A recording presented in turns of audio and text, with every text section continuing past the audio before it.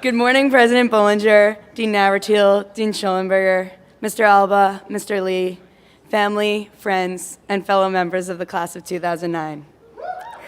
We've almost made it. We've handed in our last problem sets, completed our final projects, and taken our last exams. All we have to do now is walk across this stage. When I applied to Columbia, I was torn about whether to apply to Columbia College or to SEAS. My older brother was then a senior in the college and warned me against all the hard classes and stricter course requirements, but I decided to go with Columbia Engineering. My high school focused on the humanities, and I wanted to study math and science. I felt Columbia Engineering would be a good fit because I would get to do just that, but I'd still have a chance to take some completely unrelated courses in case I missed those English and history classes I'd grown so sick of in high school. In my first 2 years in SEAS, I took 2 electives. The rest were requirements, for the core, for SEAS, or for my major. While working my way through these classes, I often wondered why I needed to learn any of this. Why, as a computer science major, do I need to read Hegel or listen to Bach?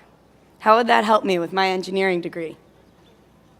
As I entered the second half of college, to my surprise, I began to notice things I'd learned in other courses coming up again.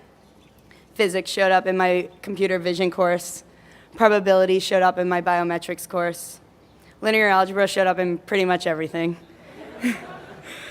But what was more surprising to me was when my engineering courses and my humanities courses began to overlap.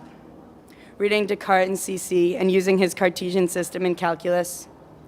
Learning about Adam Smith's theories in economics and remembering what he wrote in Wealth of Nations. Listening to my intro to film teacher trying unsuccessfully to explain the concept of depth of field while I recited the formula in my head. And then it started happening in real life. My linguistics class last semester had a weekly problem set, which meant each week over 100 students needed to pick up their graded assignments. Each week, my fellow computer scientists and I argue over how to maximize the efficiency of returning our papers. Or when waiting in a long line, I would begin to wonder whether the wait will be exponentially distributed.